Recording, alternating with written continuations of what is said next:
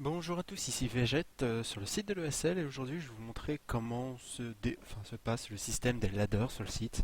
Donc un nouveau système qu'on a implanté récemment, voilà, donc mi-juillet pour ceux qui regardent la vidéo plus tard. Et je vais vous expliquer un peu comment marche le principe, comment s'inscrire, comment le principe fonctionne, comment ça se déroule, comment faire un match, etc. etc. Bon. Donc au départ, comment s'inscrire? Alors je me suis déjà inscrit sur le 1-1, donc on va regarder sur le 3-3 qui est ici. Vous avez juste à aller sur jouer ladder, vous cliquez un des deux, si vous voulez faire du 1-1 ou bien alors du 3-3 avec un peloton. Et donc pour vous inscrire, vous avez juste à cliquer inscrire ici. Donc ceux qui... Si je vais trop vite, vous voyez bien. Donc c'est le bouton inscrire qui est en dessous du premier onglet ici. Voilà, donc ici vous êtes bienvenu, s'inscrire. Donc cliquez ici. Puis après, derrière, par rapport aux conditions, donc vous devez avoir une équipe de 3, donc équipe, non, le construction d'une équipe, normalement vous savez le faire, ou au pire, il y a une vidéo dessus sur ma page qui arrivera dans la semaine, on va dire. Et vous avez juste à cliquer, donc j'ai lu le règlement, yes, voilà. Donc vous devez avoir 3 membres minimum, 6 maximum, si c'est la même chose que les matchs de tournoi, mais le mieux c'est d'avoir des équipes de 3 à 6, voilà, pas besoin de plus. Après, c'est trop les. De toute façon, avoir plus de 6 joueurs après derrière, ça fait tellement tourner que les jeux n'arrivent pas, enfin, ne jouent pas assez souvent ensemble. Donc, vaut mieux avoir au maximum une équipe de 6 joueurs. Donc, après, vous avez juste à cliquer sur j'ai le règlement, yes, et après, derrière, un petit admin, évidemment, là, le truc que vous avez si vous l'avez pas, les league join. Donc, c'est ce que justement on reçoit lorsque vous demandez une accession à un ladder ou un tournoi. Et derrière, nous, admin, on doit l'accepter pour pouvoir après.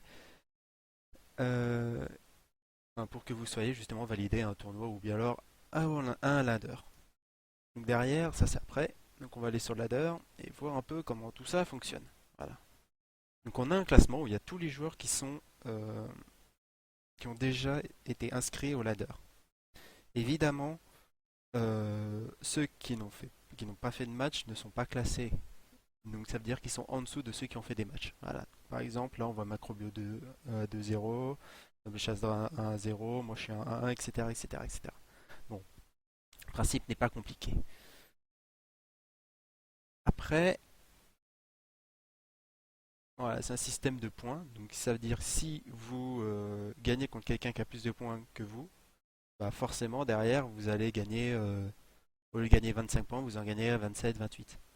Si vous gagnez contre quelqu'un qui est moins bien classé, vous gagnerez moins de points. Voilà. Et lui, il en perdra moins. C'est un peu une logique. C'est à peu près la même chose que les series. C'est si vous gagnez contre quelqu'un de mieux classé, vous gagnez plus de points et inversement. Vous n'avez pas le droit de jouer contre des personnes qui sont trop bas classées par rapport à vous également, pour le système de ladder. C'est-à-dire que des personnes qui sont vraiment moins bien classées, alors je ne connais pas les rapports exacts, mais imaginons qu'il y en a un à 1500 points et l'autre qui est à 750, ils ne pourront pas s'affronter directement. Donc après, on a le classement, mais bon, on a le classement, mais si on ne sait pas faire des matchs, bah, comment on fait? Il y a plusieurs façons de faire un match.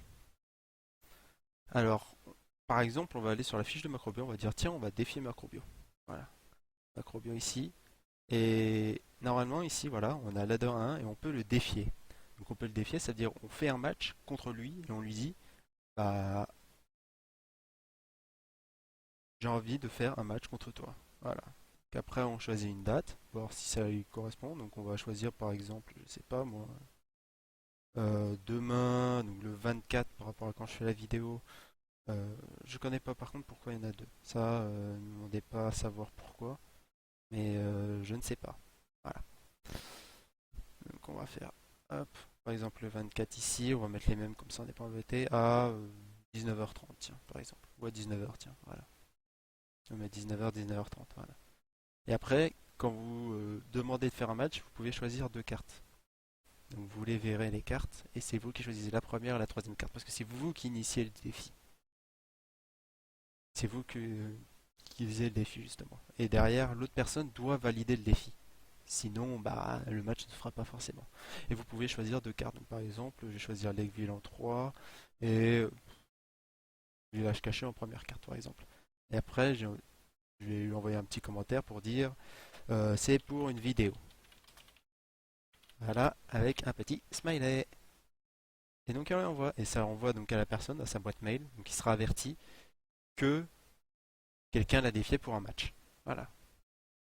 Après, il y a une deuxième façon de faire les matchs. Il n'y a pas forcément en défiant les personnes. Il y a en allant sur le matchmaker. Matchmaker, hein, quand vous êtes sur la page Adore, donc c'est au niveau de l'onglet, donc il y a bienvenue. Et à la place de inscrire, maintenant il y a un matchmaker. Petite différence.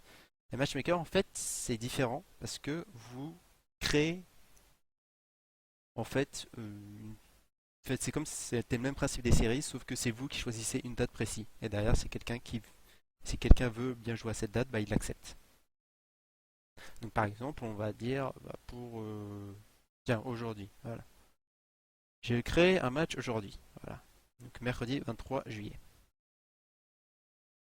J'ai décidé de jouer à 23h30 parce que j'aime bien jouer tard. Ah, donc c'est moi qui décide de la date, de l'heure. Et par contre, la personne qui accepte devra forcément être présente à cette heure-là. Après, il y a données automatiquement supprimées. Alors, à quoi ça correspond ce truc? C'est-à-dire que si personne ne répond, par exemple, si on va mettre 30 minutes, si personne ne répond à la demande de match avant 23 heures, ce match-là sera supprimé. Il ne se déroulera pas. Parce qu'il aura disparu. Et c'est juste ce principe-là. Par exemple, on peut mettre en 60 minutes, au lieu que ça soit 23 heures, ça sera 22h30. Si personne ne répond avant 22h30, bah, le match sera supprimé, il sera plus visible. C'est pas plus compliqué que ça.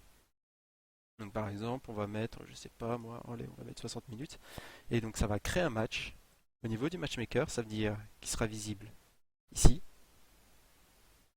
Et donc, on voit là écrit 23h30, un joueur propre entrée, parce que c'est moi qui évidemment qui l'a mis. Et donc je peux pas répondre évidemment à mon invitation de duel. La personne, si c'est quelqu'un d'autre, ça sera écrit la même chose, ça sera en tout cas écrit la date. Et derrière, qu'il y aura des personnes qui seront à cette date, donc que je peux aller dessus et ainsi le provoquer directement en duel. Voilà. Donc cette fois-ci, l'initiative est au joueur qui répond. Ce qui se passe donc sur l'arbre après, enfin sur la feuille de match, c'est que dans un cas, si c'est vous qui défiez, vous serez à gauche et vous choisirez la première et la troisième carte. Donc ça c'est dans le premier cas, hein, c'est celui où on a défié Macrobio. Et là on est dans le deuxième cas, c'est-à-dire que j'avais fait une demande de match par le biais du matchmaker. Et The Excalibur m'a répondu, donc c'est lui qui a l'initiative, donc c'est lui qui choisira la première et la troisième carte. Et moi je choisirai la deuxième. Donc voilà, deux principes différents. Dans le cas du matchmaker, celui qui répond au défi choisit la première et la troisième carte. Dans le cas d'un défi direct, c'est la personne qui défie qui choisit la première et la troisième carte. Voilà, je crois que c'est assez clair. Après, derrière, ça correspond à un match habituel. Donc, ça, je n'ai pas encore fait la vidéo dessus parce que j'en ai préparé deux déjà. Et parce que je prévois un petit peu les choses. Et tout ce qui est feuille de match, bah, je la ferai un peu plus après parce qu'il va y avoir un tournoi à 21h. Donc, je l'expliquerai en même temps que quand je fais mon match. Voilà. Donc, si vous avez des questions, vous pouvez le mettre en petit commentaire. Alors, cette vidéo sera sur l'ESL et elle sera également bah, forcément sur ma page YouTube. Donc si vous avez des questions, vous pouvez les mettre d'un côté ou de l'autre, j'y répondrai si je les vois. Ou au pire, de toute façon, vous me poquez sur le jeu, vous me faites. Enfin, vous essayez de me trouver d'une manière ou d'une autre, soit sur le forum, comme ça que j'y réponde. Et bah, je vous souhaite de bonnes parties sur World of Tanks par le biais de l'USL ou non. Hein. Pas obligé que vous jouez à l'USL. Hein. Et allez, ciao tout le monde.